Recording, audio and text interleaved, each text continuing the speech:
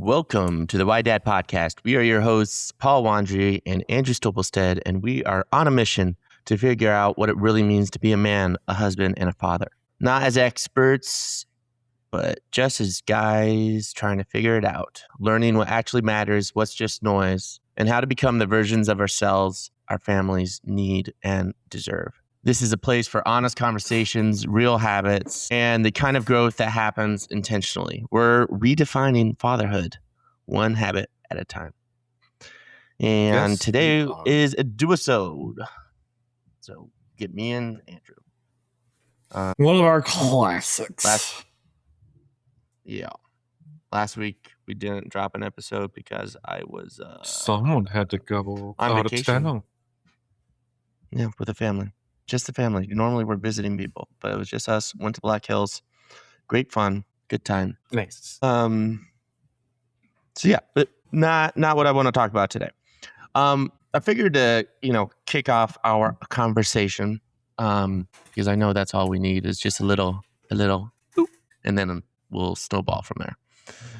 For better or for worse. I saw a reel today because I spent no little time doom scrolling today. But anyway, it was a clip of, I think it was the show Everybody Loves Raymond, which I think most of those in our generation will recognize that show. Yeah.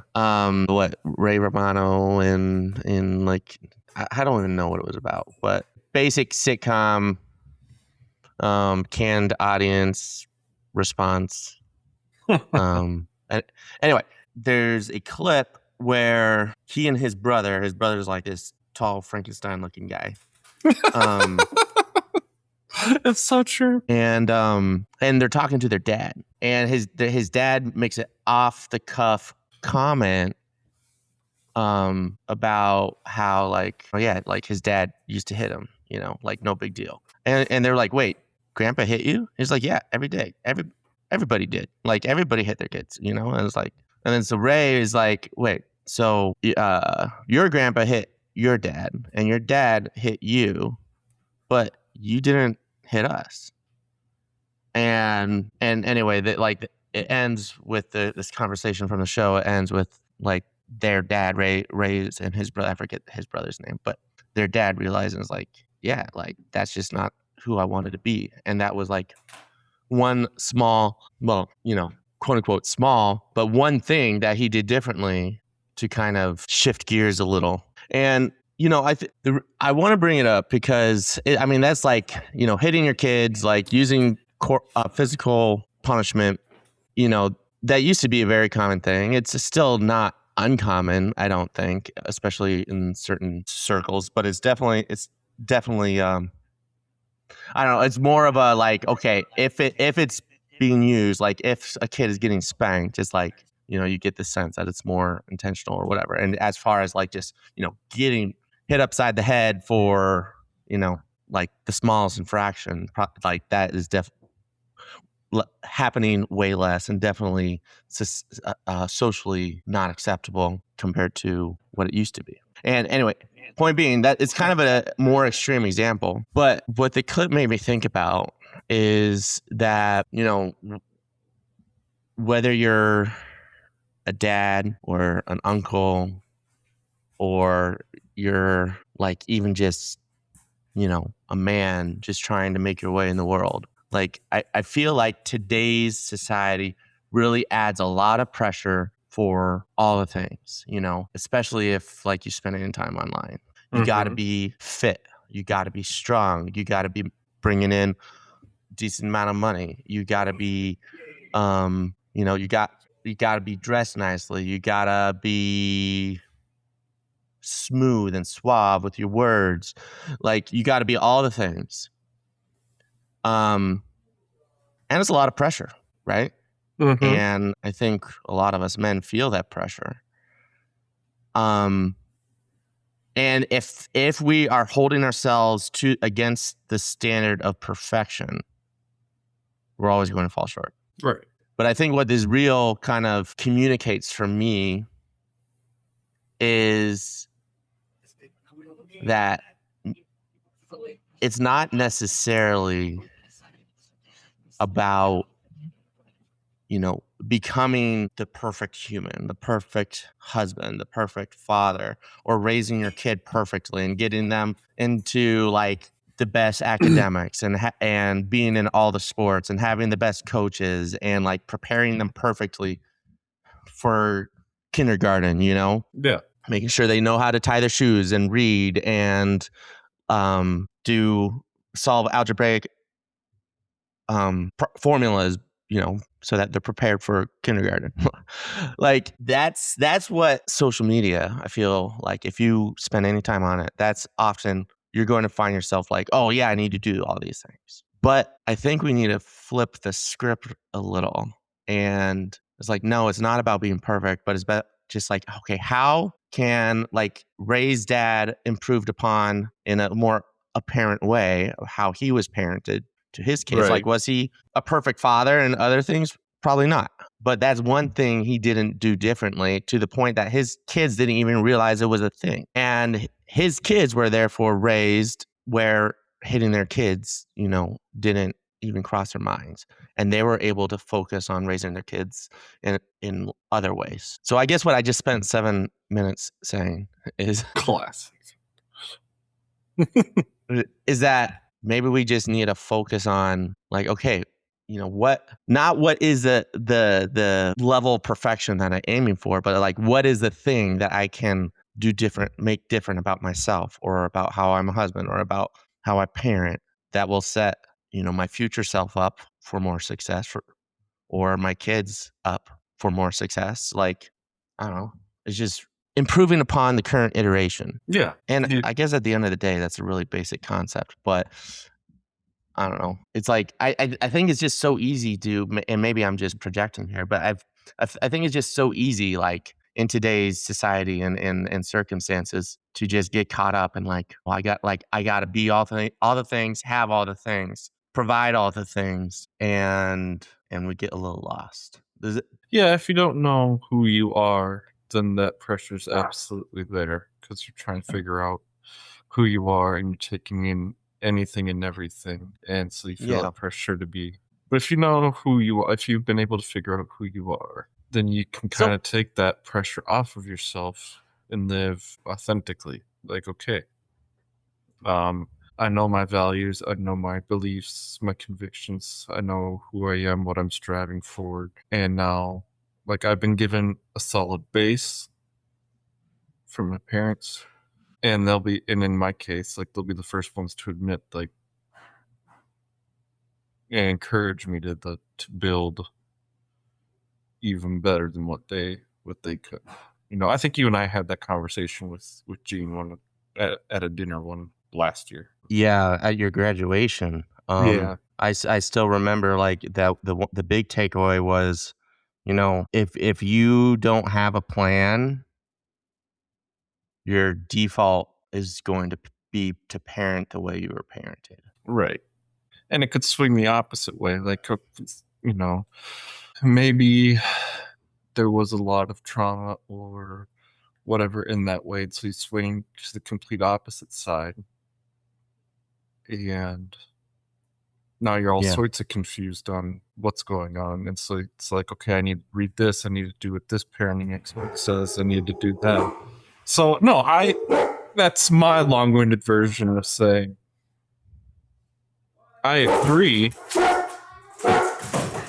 But if you don't know if you know who you are and what values, like what they are, then I think that pressure is lessened to an extent. Yeah.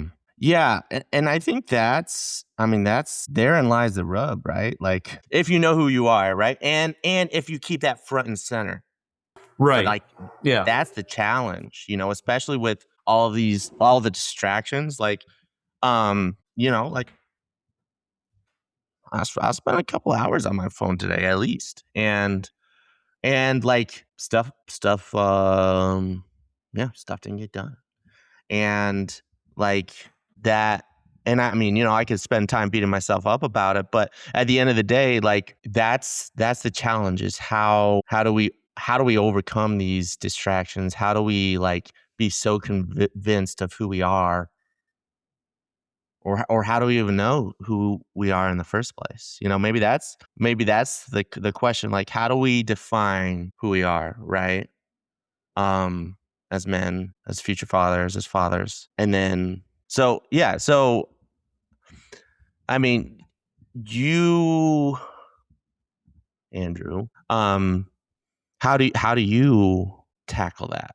Like, how do you know who you are, and is that something that you have to refine as time goes on? Second question first. Yes. Because you're always going to run into something that challenges you to reflect on that. You know, I haven't discovered this one thing and that's set in stone. There will be some things that will be set in stone about who you are, right? But there's going to be certain beliefs or whatever word you want to use, values that you adhere to. And as time goes on, through living with them and trying to live according to them, they either aren't as important as you thought, or something has caused you to question the validity of just that being a value in your life. And so you have to think about that and go through that. And I mean, by doing that, like being open to, like, yeah, this is more than an opinion, you know, even opinion of yourself. Like, it's meant to make yourself into a better person by diving into those things and not just saying, this is writing it in stone, this is who I am, this is who I'll always be. There's no changing that. Like, that's, you know, it's going to happen. First question. Good question. I mean, it depends on each person's. So, like, personally, I do. I mean, I've come like, after all we've been through, I know that there's certain things, certain values, certain core principles of who I am. Looking back at how I myself was raised and the goals I'm trying to reach, like, all, you know, reflecting and painting on that, like, that's who I am and that's how I'm going to live by. What else can I say, Baba? You know, there is a lot of noise, there's a lot of distraction out there, especially with social media trying to push you into one camp or the other. The politicization and polarization of the world today as well. Like, either you're one of us or you're one of them, and there's nothing else. Like, they're trying to sell you on that lie, because there's always another option. So yeah, I just spend a lot of time in contemplative thought. Like, what have I been taught? What do I know? What do I need to keep going on to figure out? Like, it and decide, like, is that even some, as I'm going through that, is that even something important to me or relevant to me? Mhm.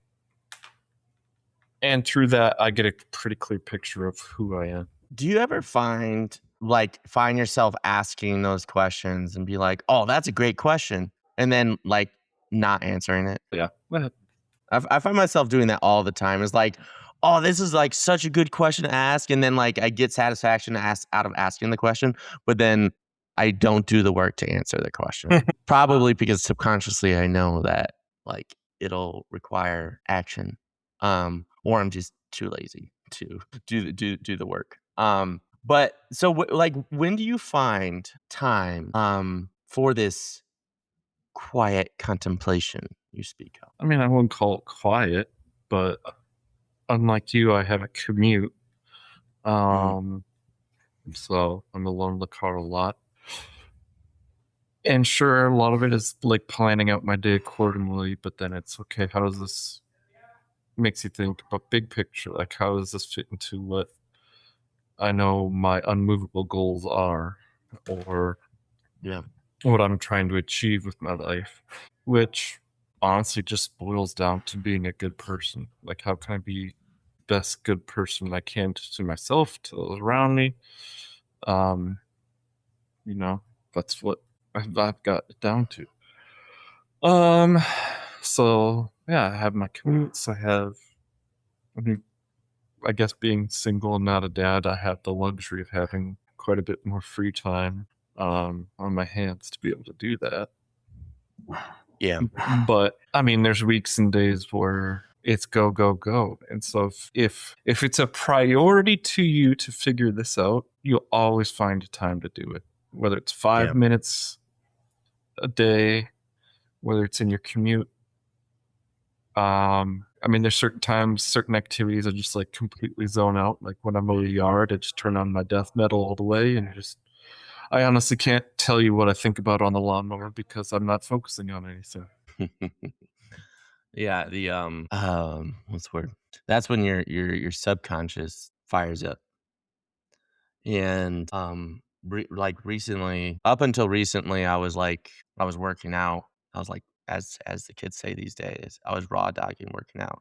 Just like just dead silence. But then like my mind was worrying. Like working on overdrive, which wasn't necessarily a bad thing, um, but then somebody suggested, like, "Oh, well, why don't you listen to music?" Because, like, if you listen to music, like, you're not necessarily paying attention to music, but it kinda, like it gives just enough input for your brain, and I haven't It checked this, but it stops the makes sense. voices. It stops the voices, and it allows your brain to kinda just, like, disconnect and then for subconscious to kick in.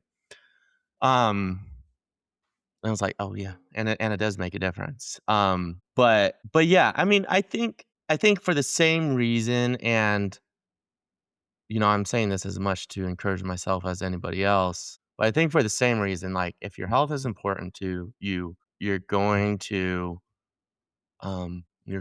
exercise. Even if it's just like a daily walk or 15-minute body like um what's the word? Body weight exercise or whatever. You're going to put good food into your body. Like, Right. and the same goes for like you're going to find time for this quiet or not so quiet contemplation. And I guess that's just a good reminder to myself, because especially, we were talking about, the distractions of today. Like if we're constantly, and I've fallen into this trap many, many, many, many, many, many, many, many, many, many, many, many, many, many, many, many, many times. Many, many times. But like if you're hopping from like work to an audiobook or to a podcast or to your phone to talking with somebody to like to watching a TV show to playing a game to reading a book. You know, any of those things on its own, not a bad thing. But Right. if you sequence them to the point that you're not allowing yourself that time to just like, you know, eh, hit the brakes and think about like where you're actually going, then I mean I mean, and this is just my personal experience. I get mentally overloaded, Yeah. and then probably more likely to seek more distractions to distract myself from the distractions. But Yeah, it's gonna be different for everybody.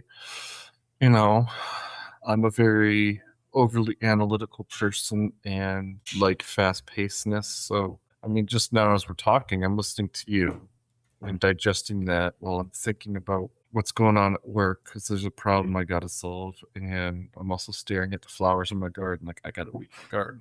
Yeah, I should probably be doing this and that and that.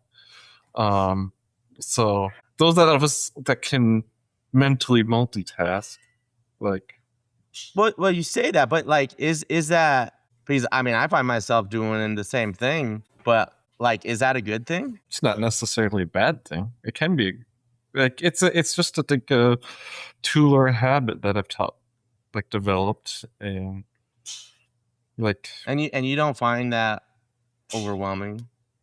to me maybe it's just because of my personality traits and whatnot. Mm, I mean the worst is when I'm actually trying to go to sleep and my mind won't shut off. So you have to yeah, like fix that habit.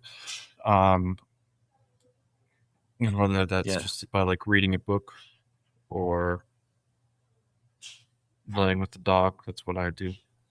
So Um, like here's a question for you. Y- and I think I know the answer based off what you're saying, but like you know, here's another spit it wheel out, spit reference, it out. another real reference. where it was like some guy was like just sitting there staring, and his wife was like, "What are you thinking about?" And he's like, "Literally nothing." She's like, "Nah, that can't be true. You had to be thinking about something." And anyway, the point of the reel was like suggesting that, like stereotypically as men, we can easily just turn off our brains and think about nothing. Like, I think that's a fact. do you think so? Yeah. Okay, because I must be an anomaly because I never my brain never turns off. Like, it's always going. And I don't think that's a good thing. Uh, Like, unless I'm intentionally like, okay, I'm gonna sit down and think about nothing and like it's an actual like meditation exercise. It doesn't happen. Like, you hear like the jokes about like dad compressing or stuff like that. And like, at least for me, like the nothingness happens, in between, like moving from one thing to another. Or when I've found like that, what other way to put it, like that nirvana or zen moment of the day, and you're just like relaxed, just like nothing's happening. Yeah. If not yet a law, it's like, Yeah. Well, and I mean, for every rule, there's an exception, right? So, I could just be the exception to the rule. and perhaps you do it and you just haven't realized you've done it because you're not thinking about anything, so it doesn't Maybe. register in your brain like I did it because Maybe. So okay, but it's common enough and specific enough to men that it's become a stereotype. Do you think that, like, what do you think is either like do you think there's a evolutionary reason for that?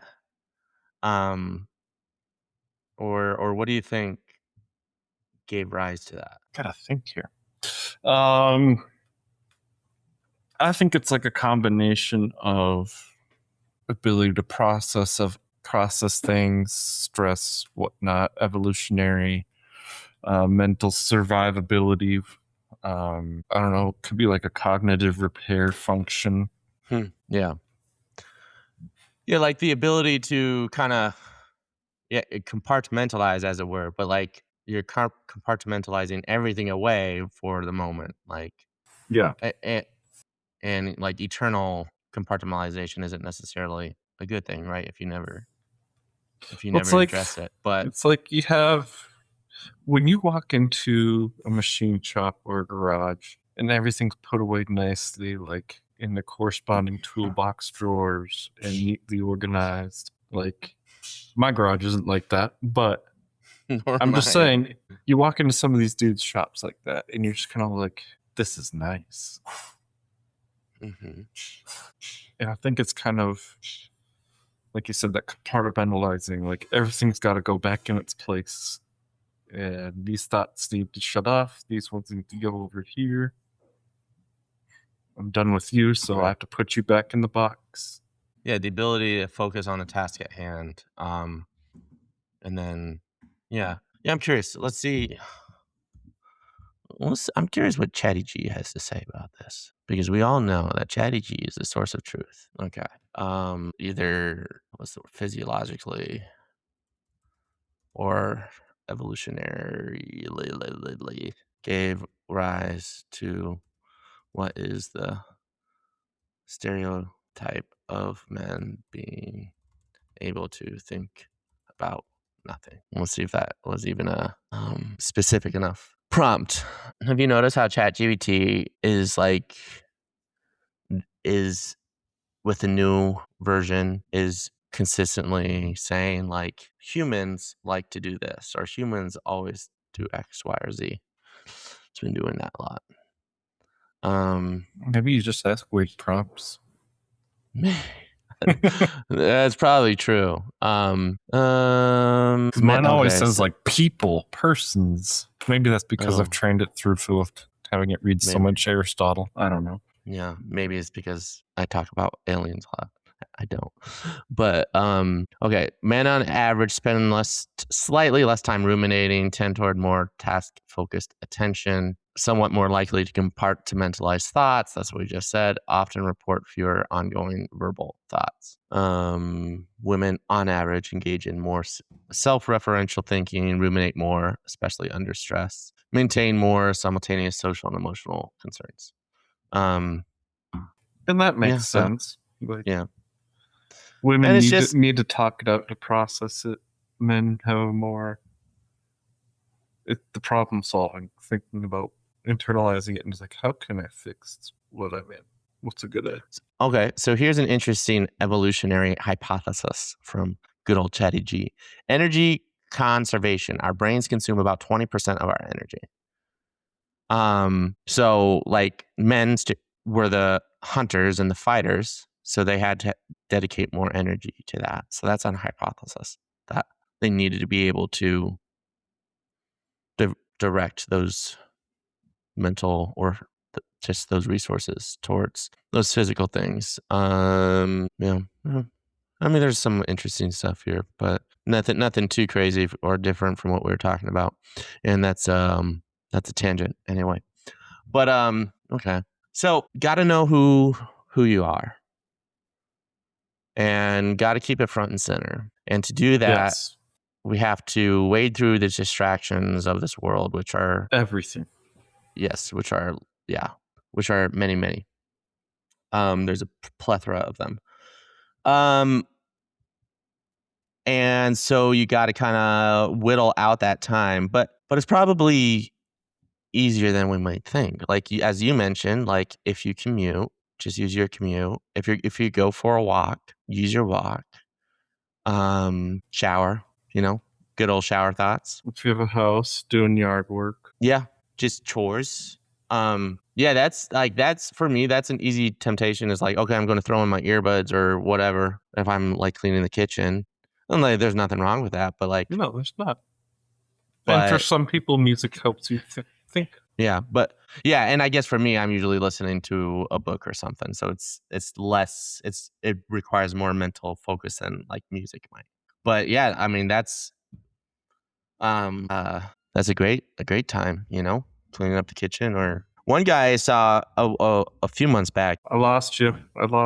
You're back. Yeah, I guess we're using my computer mic now because for some reason my Yeti. Oh, that's why. Did you hear that? Yes. What did you hear? You know what I heard. You have to go wipe after that. This one snuck out. It's still not showing up. Whatever. What the fuck? Whatever. Yeah, I was playing with. It's picking up good sounds, so you're good. All right. So yeah, I mean, I don't know. What else we got? I don't know. I'm just trying to think and process all this stuff. I mean, it's important. Definitely took a different turn after talked about the reel to get than I thought this was gonna go. But I'm been delightfully. What's a good word about where this headed down? I mean, yes and no. Like we talked about, because in order to make that difference, I mean, like it's all connected, right? It's in order to make that generational shift, or that intrapersonal, like chapter shift, capitular shift.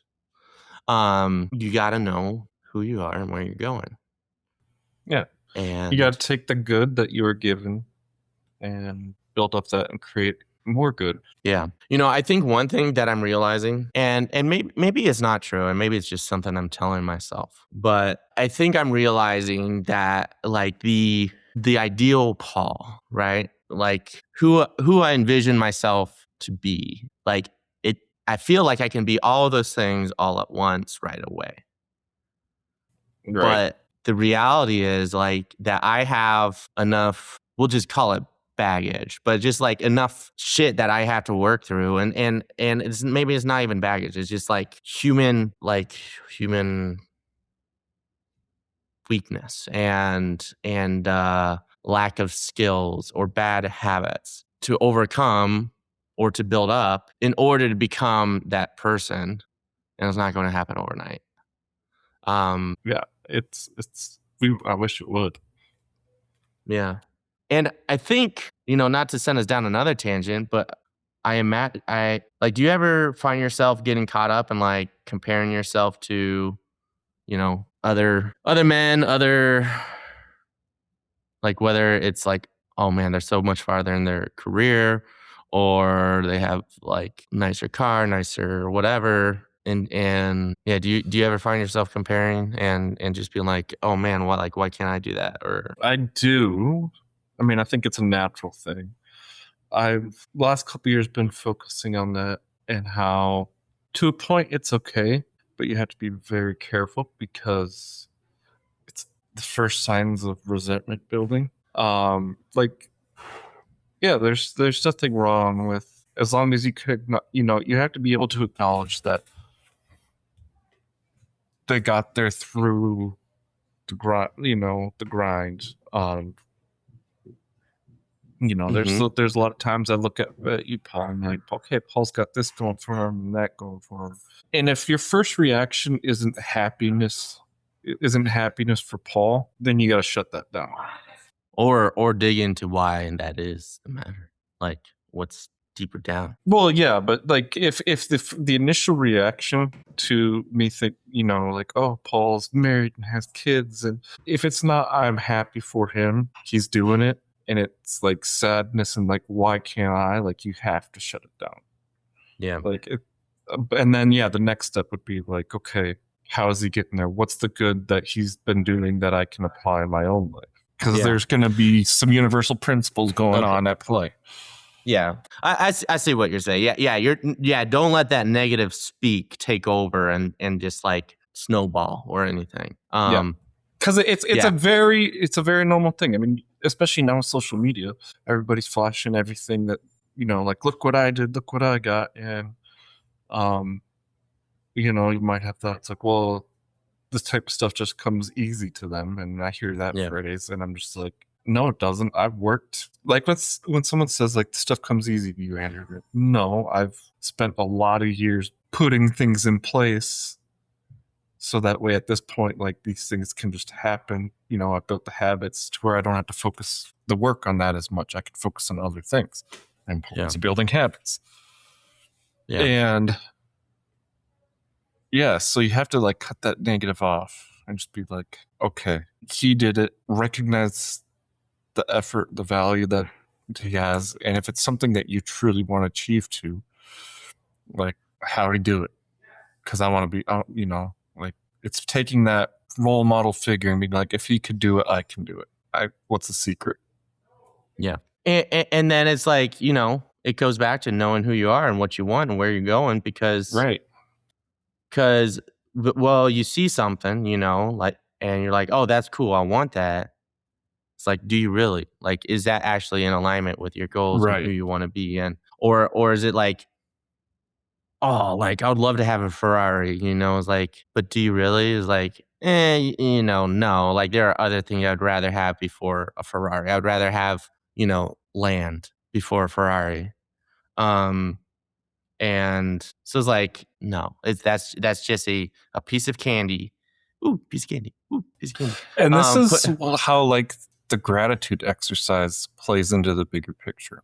Like if you can end your day with 3 things you're grateful for, when you see these influencers posting like I did this, now I've got this mansion and a Ferrari, you should be able to look back at like what you have and be grateful and proud of yourself for what you have. Like I'm doing it, I've got this. Like like you said, do I really want or need a Ferrari? Like, yeah, I would love a Ferrari. Who wouldn't? Let's be honest. And yeah, exactly, right? And it's not a bad thing to want a Ferrari, but it's just like, everybody's climbing their own mountain, right? And there's only one Andrew Stobelstead mountain. There's only one Paul Wandry mountain. There's only one insert your name listener mountain. Like, and if you look at somebody else climbing their mountain, you're going to be like, oh, they're so much farther up their mountain than I am mine. It's like, no, that's irrelevant. Their mountain is different from yours. They might have had an easier path up to where they are, and they just hit the hard part, or vice versa. And And it's just like, if we go back to the reel at the beginning, it's like you might see a dad who is really struggling with patience with his kid, and you're like, oh, what a bad father, like he's yelling at his kid or whatever. And like, and sure, like, yeah, there might be a better way to deal with your kid in that scenario, whatever. But also, you don't know, like maybe he dealt with getting hit upside the head every single day growing up, and he's trying to break that generationally. Or maybe he didn't have a father to teach him how to father, Right. or whatever. And then, so for you, like, what is that thing that you're trying to do differently because it's the type of father that you want to be, or the uncle that you want to be, or the man you want to be, the husband that you want to be? Because that's what matters. Like, nobody else is climbing your mountain. Only Right. you are. And I think, yeah, if we keep that in mind with like the gratitude exercise and being clear on who we are and who we want to be, I think we are setting ourselves up for decent progress. Agreed. Yeah. Well, thanks, Andrew. Yeah, but I never know where our Duosodes are going to take us. Another fun mountain climb. Yeah. No avalanches along the way, thankfully. But yeah, no, I personally found this little Duosode helpful, edifying, recentering. So if you listening to this, whether you're a dad, or a husband, or an uncle, or aspiring to all those things, or any of those things, if this, you found this helpful similarly, and you think somebody else would, whoever that name popping in your mind is, share it with them. Yes. And let us know, does Paul ramble too much? Yes. Or whatever else. What else would you like to see in the show? Or what would you like to see less of? Or whatever. Just share your thoughts. That's it. All right, cool. Good shit. Until next time, we'll drop this episode, and then we'll have some more guest episodes coming. Yeah, we got another break coming up because Paul and I have our 20th high school reunion coming up in a couple weeks out in New Hampshire. Yep. So that'll be fun. Yeah, we'll come back with stories. Oh my goodness, will we have stories? Well, yeah, our next Duosode we'll have to like deconstruct the high school reunion. We should talk about all the shenanigans that happen. Shenanigans, yes. That's gonna be weird. It's gonna be fun. You haven't seen a lot of the guys. There's a few guys I haven't seen since high school graduation, so I'm excited to see them again.